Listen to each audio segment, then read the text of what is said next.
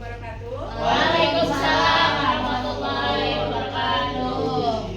Pertama-tama saya ucapkan segala puji bagi Allah Subhanahu wa Ta'ala yang telah memberikan kita nikmat sehat sehingga kita semua dapat berkumpul dalam acara diseminasi aksi nyata modul 1.4 yang saya akan lakukan pada hari ini. Dan tak lupa sholawat serta salam semoga selalu tercurah pada baginda besar kita Rasulullah SAW beserta keluarga dan para sahabatnya, dan semoga kita semua mendapatkan syafaatnya hingga yaumil akhir nanti. Terima kasih pada rekan-rekan guru sekalian yang telah berkenan hadir untuk mengikuti diseminasi aksi nyata modul 1.4 yang saya lakukan, yaitu tentang budaya positif di sekolah. Ya.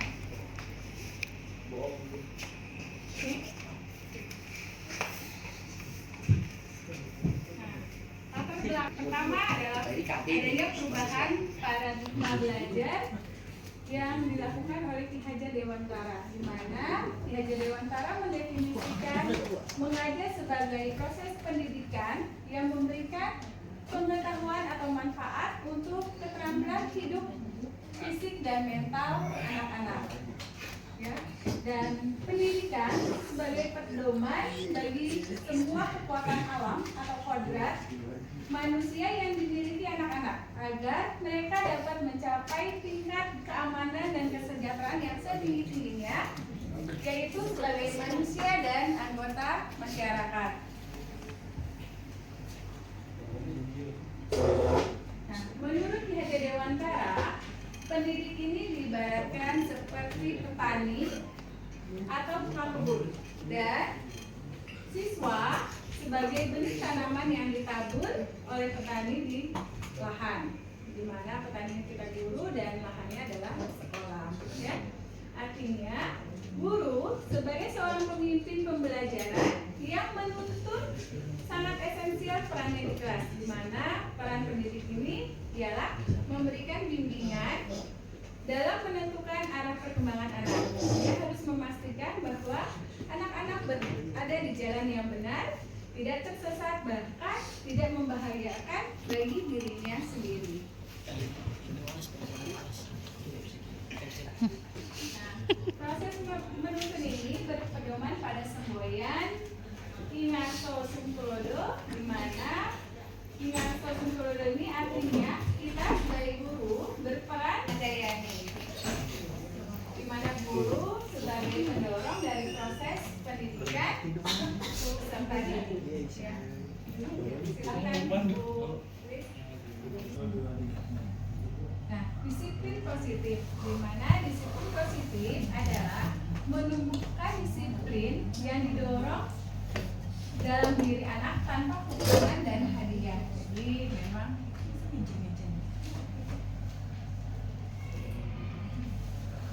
Palki, jangan mencing begitu kali orang mau tidur.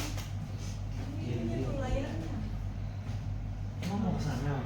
Enggak, maksudnya baru sisinya iya kan. Nah, harus ada satu lagi ininya. Ganjal. Dia nggak apa-apa cari lah. Ya panjang apa yang pendek? Udah, udah nggak mau jalannya ntar tinggal potong. Apa sih yang matiin aja? Nah, dia pasti bisa dikatakan ini nggak nih? Habis lo kayak nanya lo mati langsung Udah selesai. sendiri ini bu, ini sendiri tuh, udah kali diri. Dia emang mereng. Cuman ini kalau mau begini, kalau mau begini. Wah, cuman kan ada screen. Iya kan screen nggak ada screen, pakai screen aja.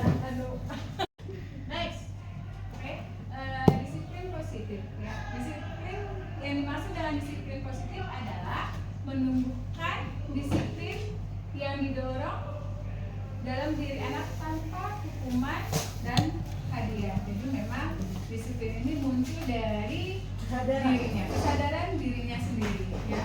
Nah, tujuan dari disiplin positif adalah menanamkan motivasi yang ketiga pada murid-murid kita, yaitu untuk menjadi orang yang mereka inginkan dan menghargai diri sendiri dengan nilai-nilai yang mereka yakini, yang mereka percaya bahwa memang itu baik untuk dirinya, baik untuk masa depannya, ya. Nah, ada teori motivasi, hukuman dan penghargaan. Ada 3 motivasi perilaku manusia. Yang pertama adalah teori motivasi, teori hukuman, di mana seseorang melakukan bisa melakukan sebuah kedisiplinan ya, itu untuk menghindari ketidaknyamanan atau untuk menghindari hukuman. Jadi dia melakukan sesuatu agar dia tidak dihukum, seperti itu ya.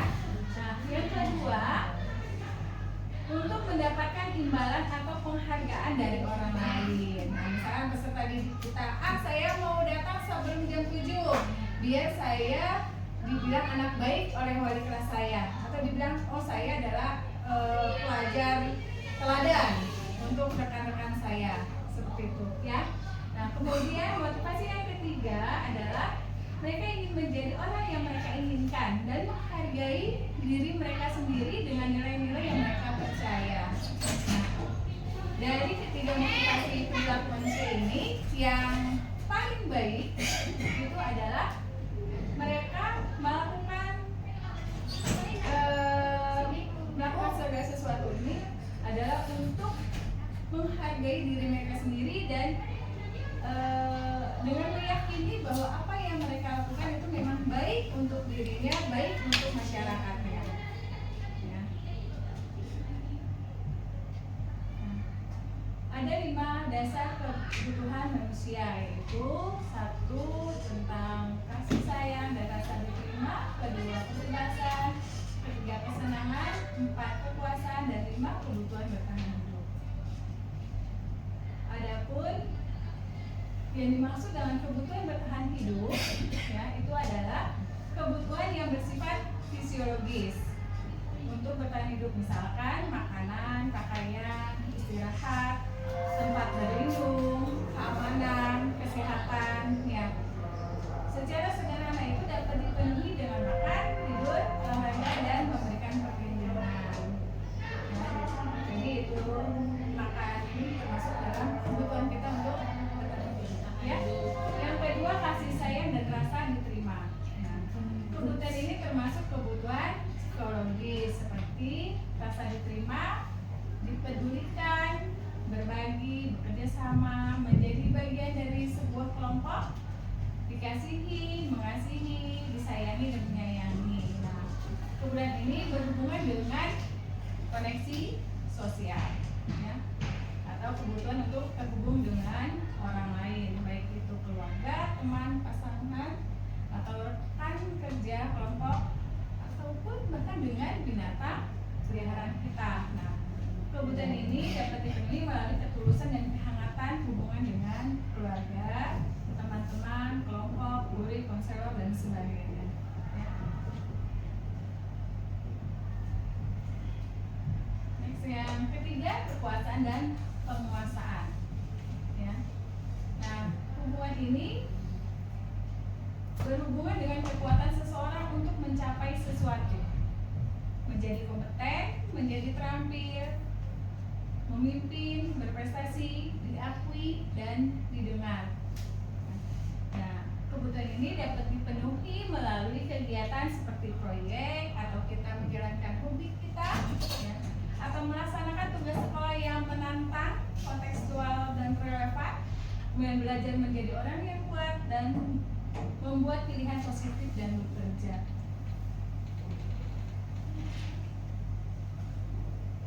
Yang keempat adalah kebebasan, di mana kebutuhan untuk bebas adalah kebutuhan untuk mandiri, otonom, memiliki pilihan, mengembangkan daya lenturnya, dan mampu mengendalikan arahnya sendiri. Nah, pengembangan kebutuhan ini dapat dilakukan dengan menyediakan variasi waktu senggang, memberikan ruang untuk jadi diri sendiri yang merdeka, serta liburan. Yuk kita liburan. Yang kelima, kesenangan. Ya. Nah, kebutuhan akan kesenangan adalah kebutuhan untuk mencari kesenangan, humor, bermain, bergembira, antusiasme, dan tertawa. Kebutuhan ini dapat dipenuhi dengan menyediakan tantangan atau gurauan atau pembelajaran yang bermakna. Aja. Kalau ini ngajar aja. Kalau dari 5 posisi. Kalau gue boleh ini yang pada ambrol awas lu ya. 5 posisi kontrol. 5 posisi kontrol. Itu R-nya Lima posisi kontrol. Ini hobi Satu, sebagai penghukum, di mana seorang penghukum bisa menggunakan hukuman fisik maupun verbal. Orang-orang yang menjalani posisi penghukum senantiasa mengatakan bahwa sekolah merupakan sistem atau alat yang dapat lebih menekan murid-murid lebih dalam lagi. Nah, biasanya posisi penghukum ini akan menggunakan kata-kata patuhi saya atau awas. Kamu selalu saja berbuat salah. Nanti nilainya ibu kurangi. Terus posisi kita sebagai penghukum. Yang kedua adalah posisi sebagai pembuat rasa bersalah. Nah, pada posisi ini biasanya guru akan bersuara lebih lembut. Ya, yang biasa dilakukan pembuat merasa bersalah biasanya berceramah, menunjukkan kekecewaan yang mendalam. Dampak pada siswa dari seseorang pembuat merasa bersalah adalah siswa merasa rendah diri, merasa gagal dan tidak berharga. Nah, kata-kata yang keluar dengan lembut itu akan seperti bisa, ibu sangat kecewa sekali sama kamu. Kenapa kamu bisa melakukan hal seperti itu? Ya. Atau berapa kali bapak harus memberitahu kamu ya? Ya, ini ada beberapa contoh dan banyak lagi yang mungkin sering kita lakukan, yang sudah sering kita ucapkan kepada anak-anak kita. Yang ketiga adalah sebagai teman, di mana pada posisi ini guru tidak akan menyakiti murid, namun akan tetap mengontrol murid melalui persuasi. Dan biasanya ketika kita berada pada posisi sebagai teman, kata-kata yang akan keluar adalah ayo bantulah demi bapak ya. Nah, atau ayo ingat tidak bantuan ibu selama ini. Ibu tidak pernah menghukum kamu, jadi ibu mohon untuk sekali ini kamu tidak melakukannya lagi, ya, seperti itu. Kemudian posisi kontrol yang keempat adalah sebagai pemantau, di mana pada posisi pemantau ini harus berdasarkan pada peraturan-peraturan dan konsekuensi. Ya, dengan menggunakan konsekuensi kita menggali kesalahan yang ada pada anak meyakini bahwa oh iya, kalau saya melakukan kesalahan seperti ini maka konsekuensi yang harus saya terima adalah itu, gitu ya. Nah, biasanya kata-kata yang digunakan oleh seorang pemantau adalah peraturannya apa ya?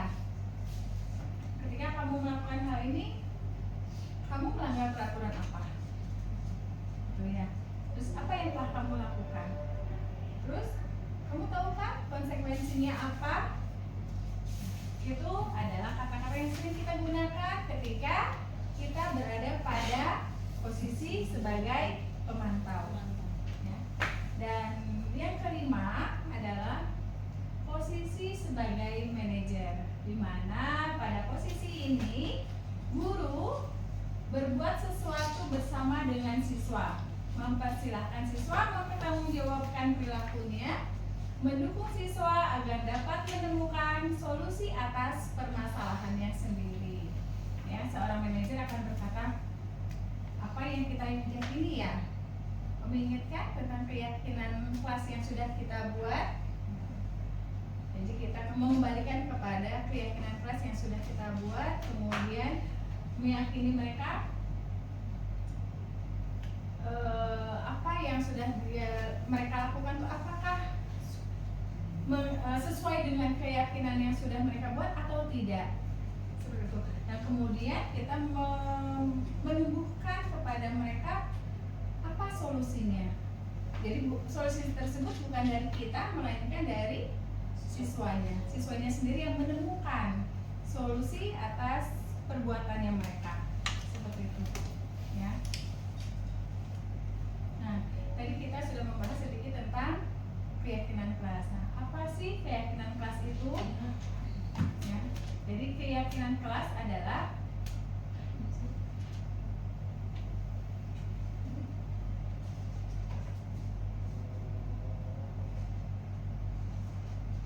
keyakinan kelas adalah seperangkat nilai dan prinsip yang disepakati bersama oleh guru dan siswa untuk memandu perilaku dan interaksi di dalam kelas.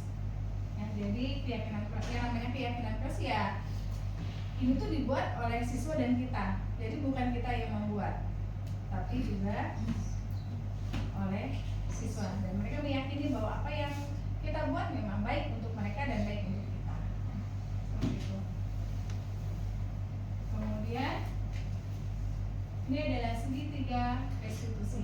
Jadi tadi dalam mengatasi permasalahan yang ada, kalau kita berada pada posisi sebagai manajer, kita menggunakan segitiga restitusi, di mana pada segitiga restitusi ini terdapat langkah-langkah. Yang pertama adalah menstabilkan identitas.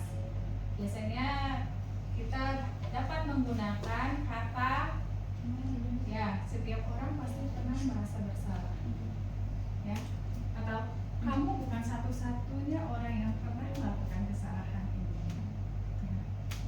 Nah, kemudian langkah yang kedua adalah menanyakan keyakinan. Nah, biasanya kita sangkut pautkan dengan tadi keyakinan kelas yang sudah kita buat ya. Nah, misalnya ini nilai-nilai apa yang telah kita sepakati. Jadi apa yang kamu lakukan, apakah sesuai dengan kesepakatan yang sudah kita buat atau tidak?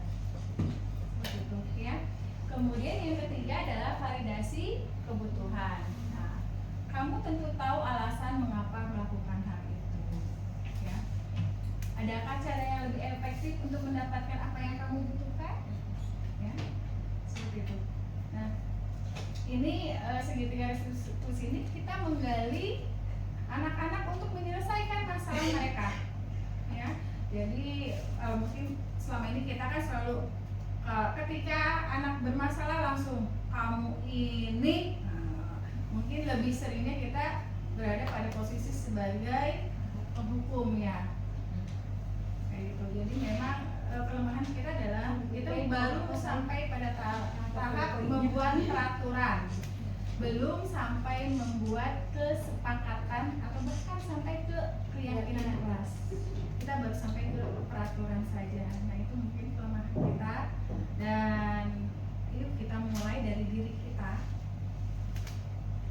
mulai untuk membuat keyakinan kelas di kelas yang kita bina atau di kelas yang kita ajarkan. Jadi kita membuat keyakinan kelas untuk mata pelajaran kita aja ya. Nanti mudah-mudahan kalau kita semua dapat membuat keyakinan kelas, insya Allah anak-anak kita pun dapat tumbuh baik dengan sendirinya gitu ya. Terima kasih. Demikian diseminasi yang saya lakukan hari ini. Silakan jika ada yang ingin ditanyakan, kita bahas bersama. Semoga dapat memberikan kemajuan untuk sekolah kita. Silakan, ayo kita berdiskusi. Nah, ayo mungkin Bulis ada yang mau ditanyakan atau mau bertanya. Tadi kan dibahas tentang restitusi segitiga restitusi. Nah, kalau misalnya di dalam kelas itu ada kasus lah. Nah, kalau kita menerapkan dengan cara segitiga restitusi itu seperti apa penyelesaiannya untuk kasus yang ada di kelas tersebut? Contohnya misalnya anak sering datang terlambat gitu. Nah, untuk melakukan segitiga restitusi ini sebaiknya kita melakukan jangan di ruang kelas. Kita panggil anak tersebut, kita bawa ke sebuah ruangan, jadi hanya ada kita dan anak tersebut ya, untuk menjaga privasinya mereka seperti itu. Kemudian yaitu tadi kita awali dengan validasi identitas ya identitas identitas tadi. Jadi kita memberikan kenyataan bahwa apa yang mereka lakukan itu bukan mereka doang kok gitu, bukan cuma dia aja, banyak juga teman-temannya yang seperti itu gitu kan. Nah, kemudian dikaitkan lagi dengan keyakinan kelas. Makanya kita harus buat dulu nih keyakinan kelasnya gitu. Ketika kita sudah mempunyai keyakinan kelas, ya kita sangkut pautkan dengan keyakinan kelas yang sudah kita buat di kelas kita. Kan misalkan di kelas kita ada bahwa kita harus mengikuti pembelajaran sampai tuntas gitu ya, nggak boleh bolos atau tidak boleh datang terlambat. Cuma dalam keyakinan kelas itu tidak boleh ada kata tidak. Jadi datang tepat waktu seperti itu. Nah, ketika kita sudah mengkaitkan itu dengan keyakinan kelas yang sudah kita buat nih, nah kemudian kita cari solusi. Ini anak kita minta untuk mencari solusi. Nah, sekarang kamu kan datang terlambat. Kira-kira nih ke depannya biar kamu bisa datang tepat waktu, apa yang harus kamu lakukan? Seperti itu. Jadi kita menggali si anak untuk bisa menemukan jawaban dari apa yang menjadi permasalahan mereka. Berarti kita harus cari tahu dulu penyebab kenapa anak itu benar. Dan kita tanyakan ke anak tersebut. Jadi memang di segitiga restitusi ini kebiasaan kita kan memang selalu langsung menjudge anak kan, kamu nih telat mulu gitu kan, kamu pasti habis dari ini ya, itu kita rem ya. Kita mulai sedikit demi sedikit lah. Memang untuk mengaplikasikan kegiatan segitiga restitusi ini kita butuh waktu untuk membiasakannya ya, kita butuh waktu. Kemudian yang memang harus selalu diingatkan lagi. Terkadang kita pun mungkin kita udah tahu nih ya langkah-langkah segitiga restitusi.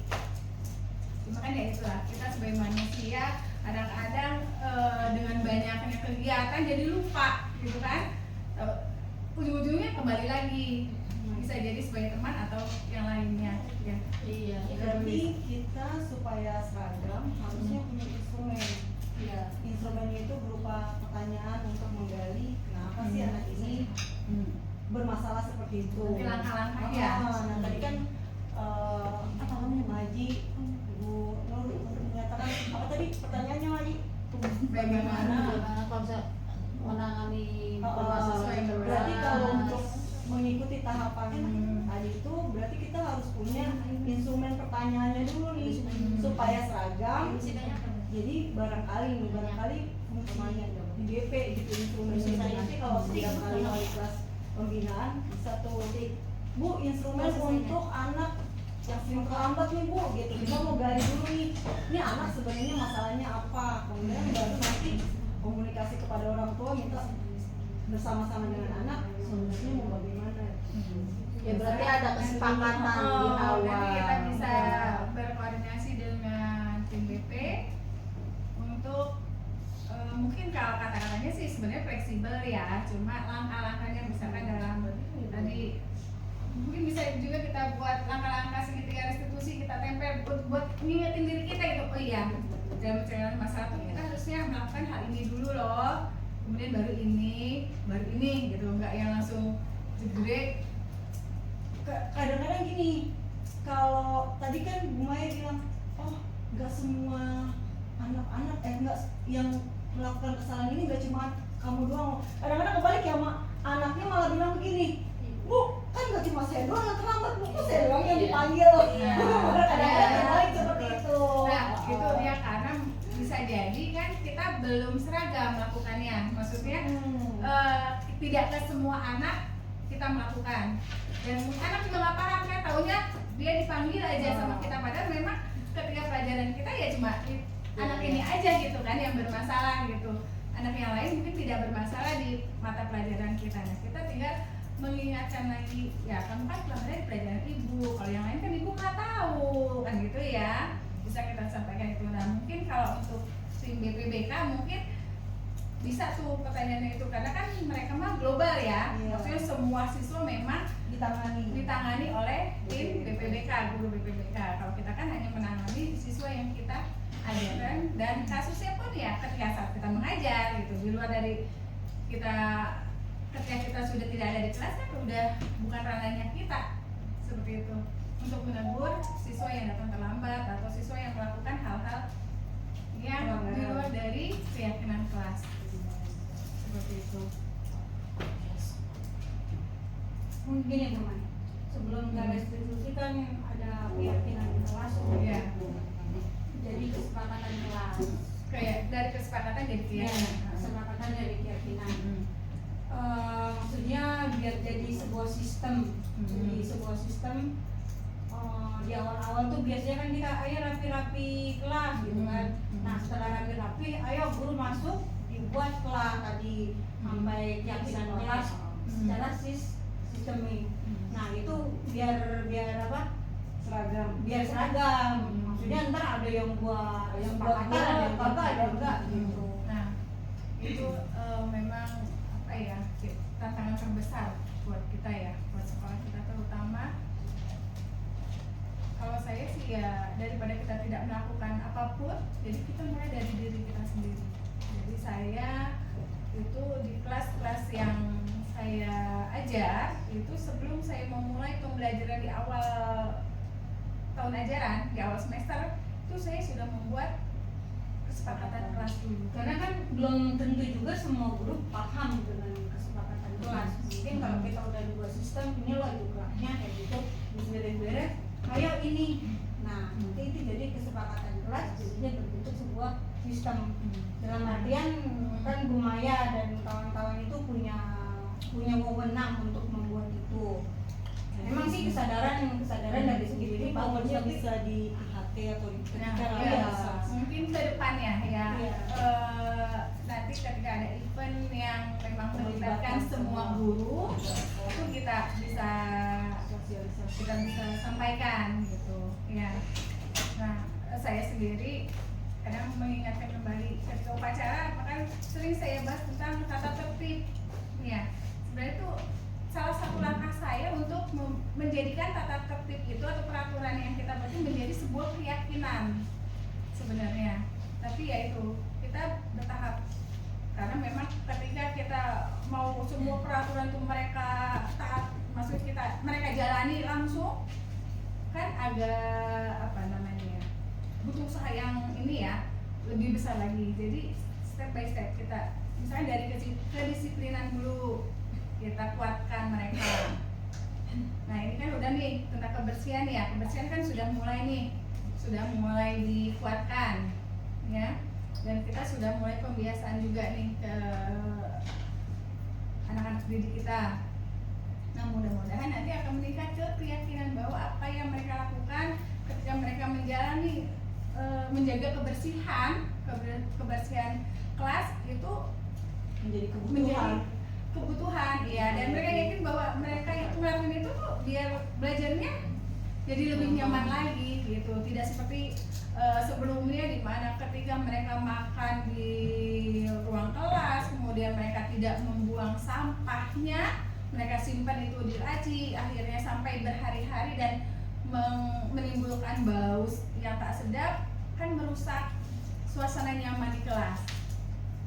Nah itu kita gali sedikit demi sedikit, yang mudah-mudahan ketika apa yang saya lakukan didukung oleh teman-teman semua akhirnya menjadi sebuah kebiasaan. Ya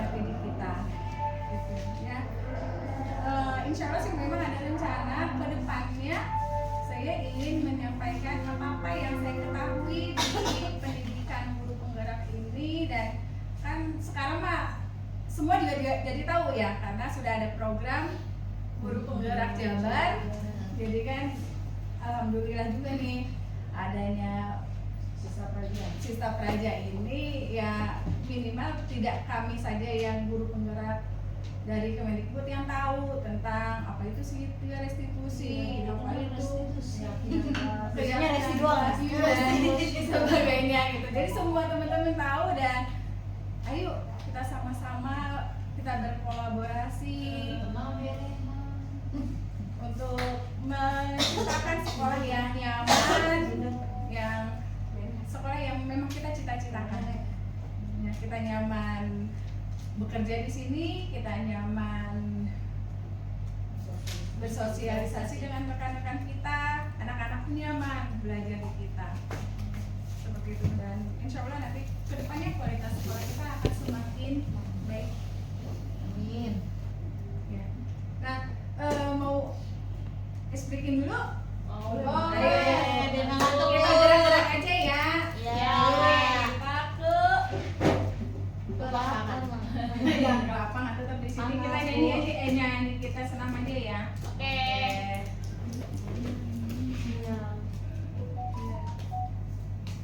Sini sini aja Matika. Ini nih, tuh begitu doang langsung. Enggak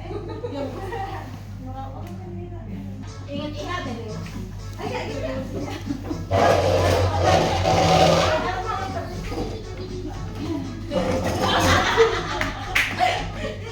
Balik kiri.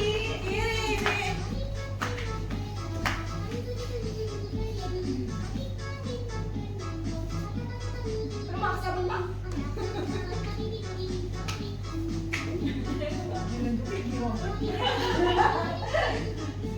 Terang hiburan mana?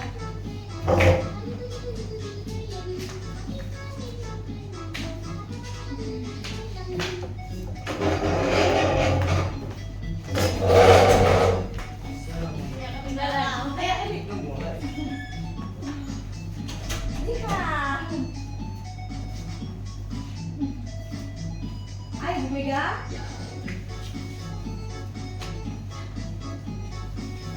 Nah ini baru. Oh, berapa sama dia dia?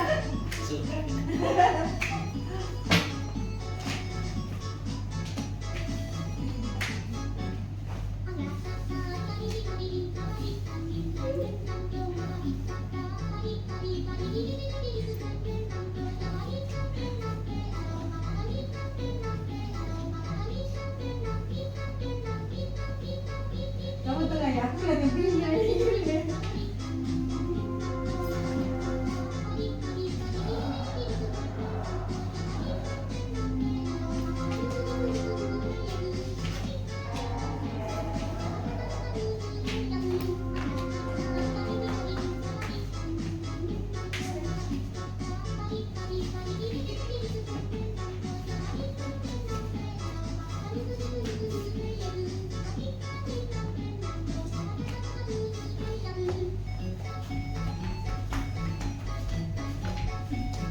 Tali.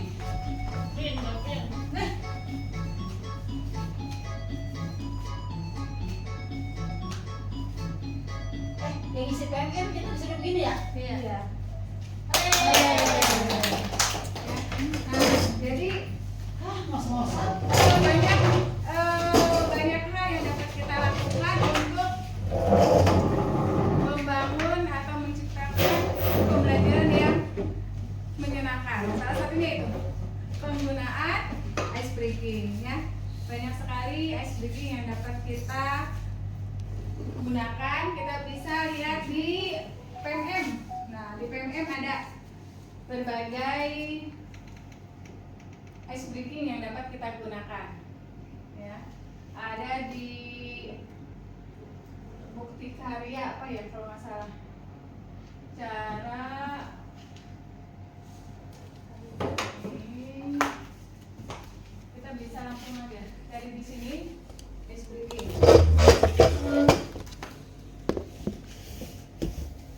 Nah, ini banyak sekali ice breaking yang kita bisa pakai ya, agar pembelajaran yang kita laksanakan di kelas tidak membosankan, terutama untuk mapel-mapel dengan jumlah jam yang banyak ya, misalkan ada yang 4 jam, 5 jam, 6 jam, bahkan sampai 8 jam.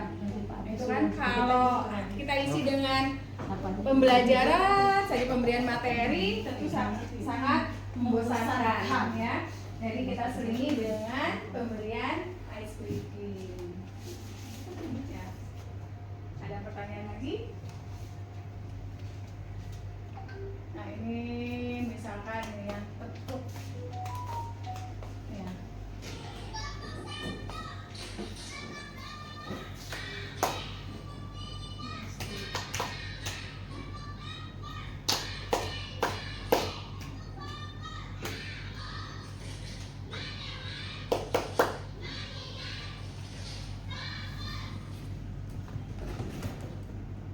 Ya, ini ada beberapa ice breaking yang dapat menimbulkan semangat, mengembalikan konsentrasi anak didik kita.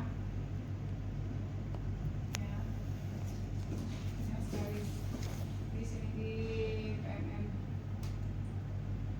Misalnya gambar-gambar buatan.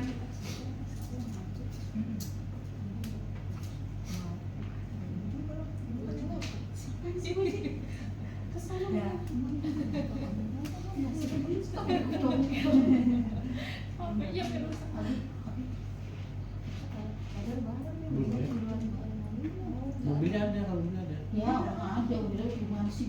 Ya barangkali. Apalagi Orangnya mobil kemana lagi. mobilnya di sini? Tidak mau mobil aku yang bawa.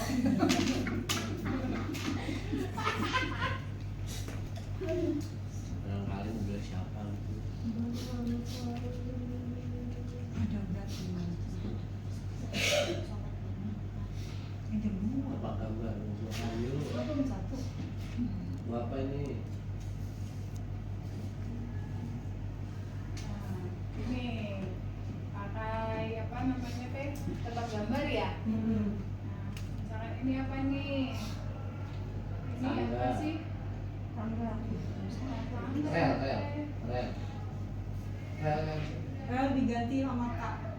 Kel. Kel. L. Kelapa. Apa? Ini Iya, Kel. bapak kan bapak. Iya. B sama K-nya K-nya tidak. iya. Kelapa. Kelapa. Selamat Anda berpulpen. Oh, kelapa. Rel itu. Rel. R-nya diganti K. Ini kel. Kel. Harusnya R dan kel. Terus tambahin apa? Atasnya Bapak. Nah ini. Nah, tangga ya, tangga. Tambahin M. Mangga. Buang Mangga silakan. Nah, ini. Loh. Apa ini? Gale, ya jadi le. Le. Ini guci. Guci. Leci. Leci.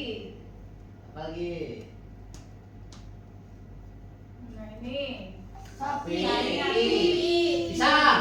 Pinang, pisang. Pisang. Benang, benang dia bisa dinang ya. Jadi pinang, buah pinang. Nah ini apa? Lem. L-nya jadi S. Jadi Sam. Semangat. Mangga. Mangga. Kita aja belum Jam. Jamu. Jamu air. Nah, benar. Lumayan, bro. Iya. Lumayan. Jamu.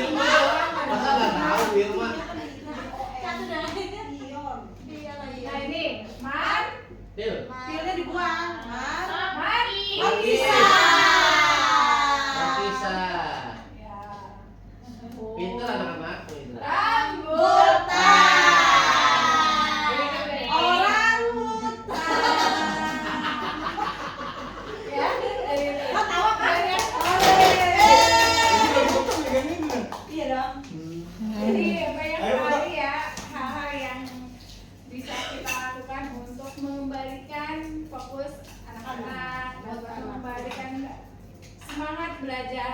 Anak-anak yang tadi udah jenuh banget dengan pembahasan materi kita sisihkan dengan IPAS ya, dengan explique.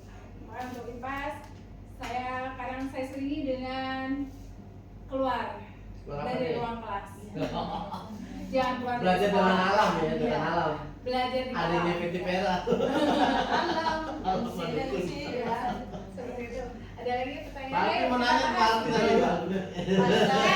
Baru ada 2 guru BPBK, Ya, coba. kita bisa bertanya pada mereka tentang Cet. penggunaan segitiga restitusi untuk menyelesaikan masalah dari anak-anak yang dilakukan mereka, bisa siswa yang terlambat atau yang jarang masuk sekolah. Saya mau nanya. Kelihatannya Dia mau pertanyaan kan? Oh iya, ayo silakan. Ayo Pak. Oke, baik. Assalamualaikum warahmatullahi wabarakatuh. Waalaikumsalam warahmatullahi wabarakatuh. Terima kasih Bu Maya, teman-teman semuanya. Ada beberapa hal yang ingin saya tanyakan terkait tentang Izinnya, soal Pertanyaan dulu ya. positif ya. Budaya Budaya positif. positif. Maya, Sebenarnya- langsung tuh. Ya, saya sangat mendukung hal kayak gitu. Cuman kadang kalau saya pelajari yang saya rasakan di swasta itu kadang yang kita udah niatkan positif, kadang ada bahasa tuh ini anak nggak baik-baik saja dari rumah gitu. Jadi kan lo mau model gimana sekolah kan jadi nggak ada pengaruhnya gitu loh. Jadi kita butuh siswa yang seperti apa? Haruskah sekolah menjadi panti sosial atau menjadi benar-benar yang dampak positif itu gitu? Itu yang jadi problem yang saya bilang belum pernah nemu nih jawabannya gitu. Kalau udah bermasalah dari sekolah gitu, dari rumah, itu kan harus selesaikan di rumah kan sebenarnya. Cuman kan orang tua kan udah berangkat ke sekolah gitu. Itu yang sering terjadi gitu. Nah, menurut Bu Maya sendiri gimana kira-kira? Menanamkan kepada anak-anak kita tentang nilai-nilai kebajikan. Tetapi di rumah atau di lingkungannya tidak ada kontrol dari masyarakat.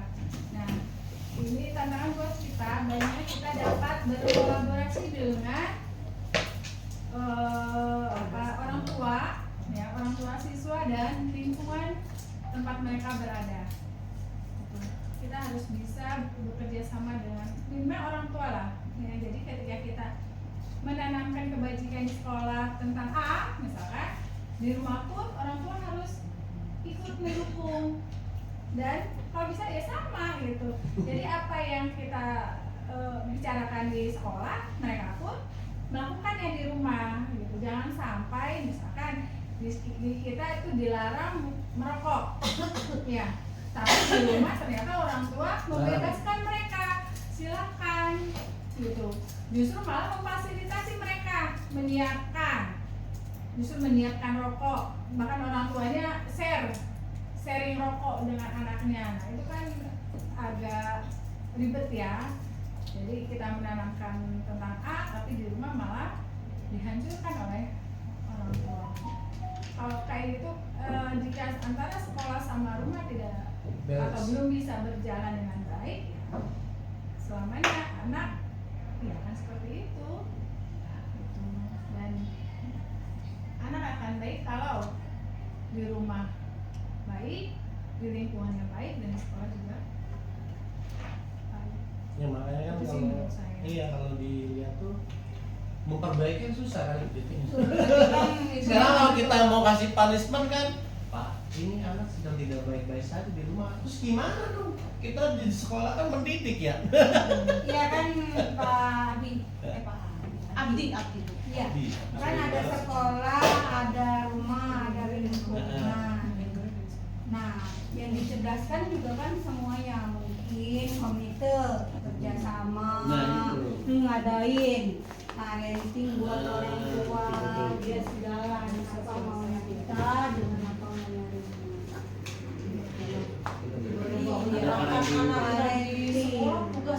Iya, makanya sekolah itu kalau semakin kelihatan kesini tuh bukan jadi sekolah, penitipan anak.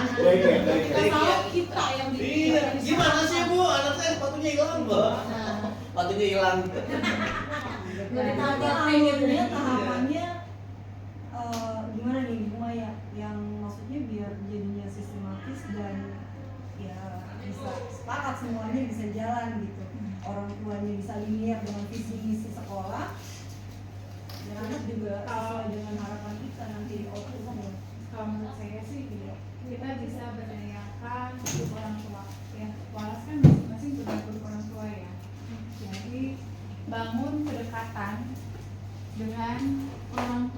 kelas binaan kita Bisa.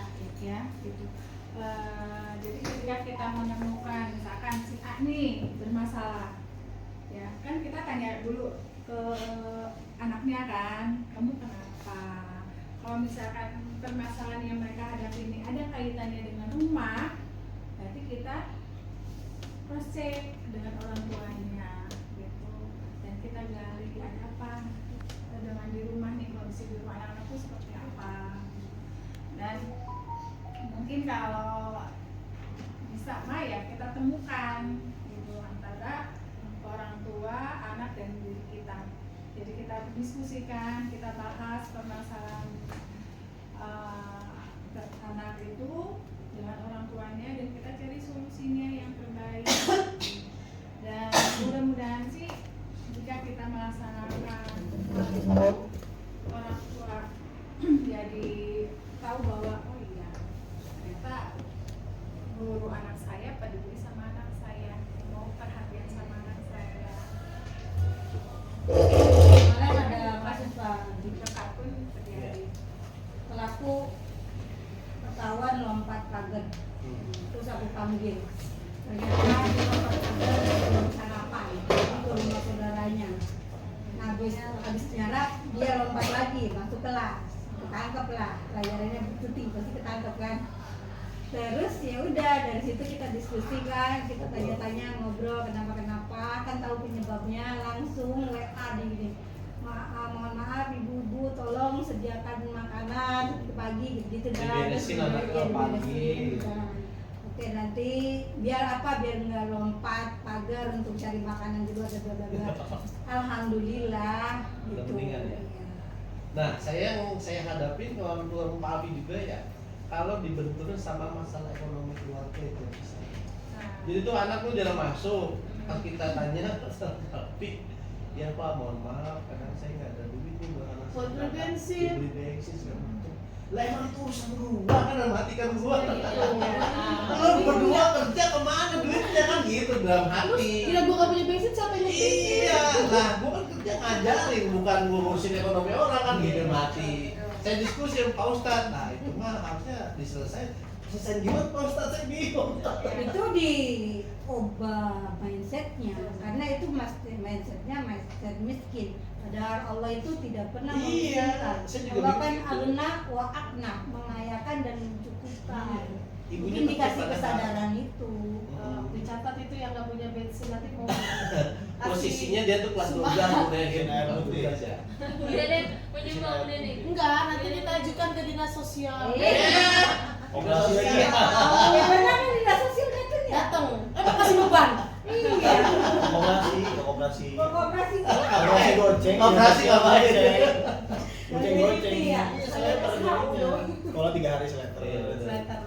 Iya, jadi bocah tuh harus dapat duit 20.000 per hari gitu. Imanya Kalau belum dia bisa malah, dapat. gue nyambung ya. Tadi sosok-sosok tadi ya.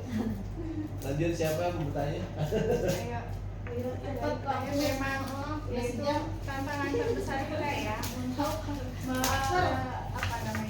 menumbuhkan rasa tanggung jawab,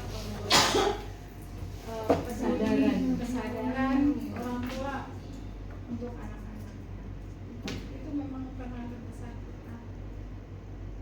Kita memang tidak bisa melakukan istilahnya gini, apapun yang kita lakukan ya, sebesar apapun yang kita lakukan di sekolah, ketika tidak didukung dengan kondisi di rumah, akhirnya ya mentah lagi. Makanya kita mau ngasih punishment kan dibilang sama BK-nya, Pak, dia itu apa di rumah itu sedang tidak baik-baik aja. Nah, terus kita harus ngertiin situasi seperti itu kan susah.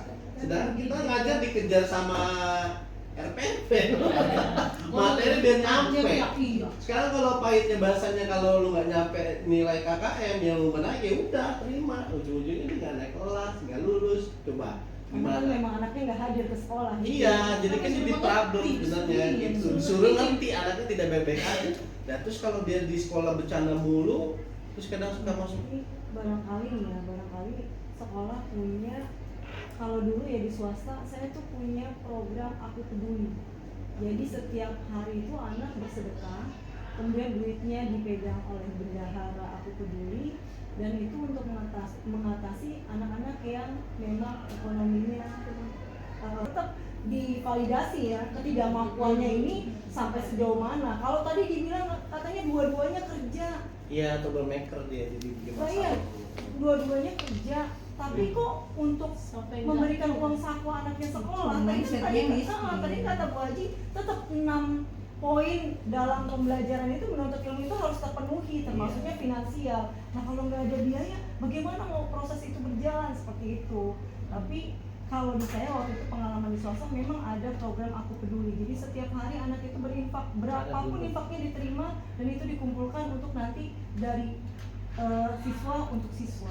Sebelum itu mindset mereka mesti diubah. Kenapa? Karena mental miskin. Nanti semuanya pura-pura miskin. Iya. Berapa duit habis ke situ semua.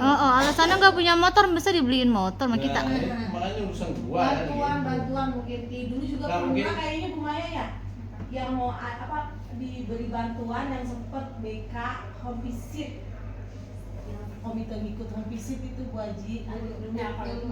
Iya kan bantuan itu sekolah, balik ke sekolah karena dulu memang ada uang SPP. Jadi untuk dia mendapatkan bantuan itu jadi BP mengkomisi. Makanya gini, kalau anak ke TKR mah biasanya yang punya motor jemput sono Kerja 4 sama juta. kan. Jadi Hukum sama Tadi apa tadi namanya? Aku Peduli. Itu di sekolah swasta ya Bu. Kalau di negeri kan enggak. Khawatirnya gitu. Kalau di swasta kan kita Dulu saya di negeri, saya kan negeri itu harus ada uang rerewan Atau gitu tadi benar Aku Peduli kayak anak TKR Aku Peduli. Iya, Yang dekat rumah dia siapa? Kan kesiswaan yang Iya, infak juga Jumat kan. kan tapi itu kepake buat yang Rujukannya untuk apa? Iya, itu Iya. udah jelas. Biasanya kan iya buat Biasanya meninggal juga minta lagi tuh. bodoh. Jadi soalnya ada dua tipe Bu Haji. Nih, ada yang orang tuanya mampu nih, kaya dua-duanya nih. Tapi anaknya nggak ngurusin. Jadi anaknya jadi berulah. Di kelas juga dia bercanda. Iya itu kurang kasih sayang. Jadi ini yang sering kebutuhan manusia. Iya, ini yang sering disebut ini, yang ini anak dalam kondisi tidak baik-baik aja, sampai anaknya orang tuanya keperceraian. Nah gimana biar dia rasa baik-baik, berarti Nah, kita itu sebagai makanya. mamanya, sebagai papanya. Jadi dia biarin di rumah nggak betah. Nah, ini yang jadi pertanyaan sekarang, batasannya sampai sejauh mana kita nanganin bocah? Karena kan kita nanganin bukan 1-2 orang, tapi banyak anak. Batasannya maksud saya gitu.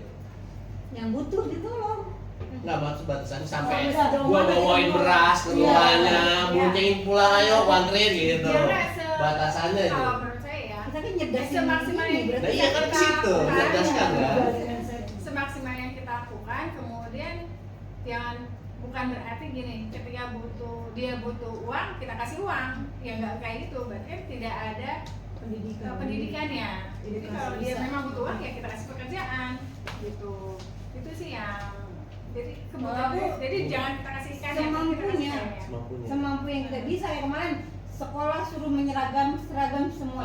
Sedangkan kita tahu itu bocah bapaknya pulas banget kan. Susah dah. Akhirnya apa? Aku di grup alumni siapa yang mau sedekah baju bekas. itu Ini nggak berat. ada dari pojok masih ada dua. Langsung. Aku juga udah tapi nggak ada yang ngasih. Karena kalau naik hati pengen ditusuri kan sama emaknya, kita ajak curhat gitu. Nggak ada aja, nggak usah ada kayak itu. Kalau emaknya sama Emaknya ya enggak. anaknya aja juga udah, anaknya sama temennya. Kayak kok sebongong-bongong disambut emaknya ke kemben anu. Emaknya seksi muda. Apa itu? Jangan lagi ya. Akhirnya visit terus dong. Assalamualaikum. Ayo Pak Eko, silakan masuk Pak Eko. Masuk Wego. Begitu Baik, mau Pak. perkenalkan diri, tahun lahirnya. Lah, kok lu sekarang? Udah lanjut, dikit lagi. Kok jangan Berapa lagi nih? disebutkan seksi-seksi. 13. Tapi kan terpotong-potong ya Nah, lagi itu. kita Tapi terpotong-potong. Iya. butuh kolaborasi dengan orang semuanya. Ya parenting sih benar. Parenting. Kita harus dekat sama Tunggu apa? Iya. Cuman kan ekonomi ini kan. Enggak, jangan sampai ini mentor kita juga kan miskin juga nih. Gimana caranya mendatangkan orang, mendatangkan murid, ngadain parenting dengan tanpa biaya gitu. Kita kan kolaborasi semuanya. Mungkin yang punya HRD ini, ayo yang ini udah gitu. Sponsor ya, sponsor. Dan orang tua buru-buru saya pagi aja udah saya tinggalin gitu. Luar saya aja Iya. pagi-pagi Udah. melek mata udah berangkat kuli, Iya. cuci. Ntar majikan saya marah bu. Iya, Bu. Oke, kalau kita lahir dalam keadaan miskin, Nah. itu memang urusan Tuhan. Iya. Tapi ketika kita mati tetap miskin, itu mindset kita yang salah, perilaku kita yang salah. Betul. Mau tetap miskin, ya Iya. udah lanjutkan gitu Kaya tiap hari. Tahu dijemput RSJ ntar. Saya nggak beli baju kan bu, gitu kan. Saya kagak beli baju, lu Sepatu hilang aja. ada di baju itu sih. Rakleak.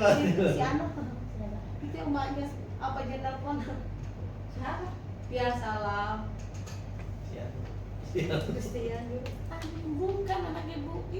Sekarang? Iya, siapa? Itu loh Kak Karya. Loh, Kak. Dia tahu. Oh, kali maknya masih begitu. Bagus berarti berubah.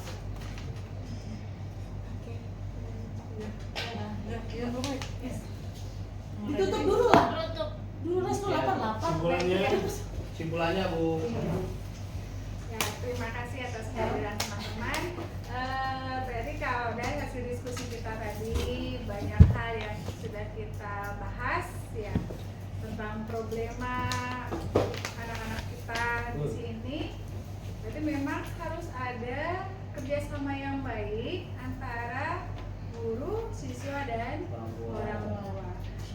Ketika orang tua dapat berkolaborasi dengan guru dan anak, insya Allah akan tercipta anak-anak yang berkarakter baik. Ya.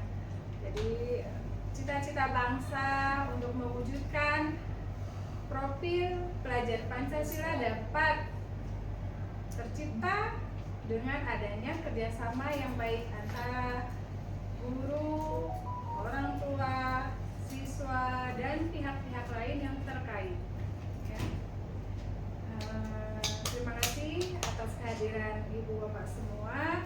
Semoga apa yang kita bahas pada hari ini dapat menambah semangat kita untuk selalu memperbaiki atau selalu mendidik anak-anak kita, menuntun anak-anak kita menemukan potensi yang ada pada diri mereka dan mengembangkannya sehingga mereka dapat menjadi anak-anak yang berguna untuk dirinya dan juga masyarakat sekitarnya.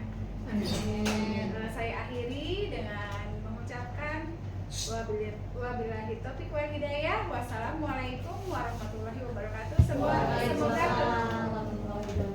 Semoga kegiatan kita dapat memberikan keberkahan untuk kita semua. Amin.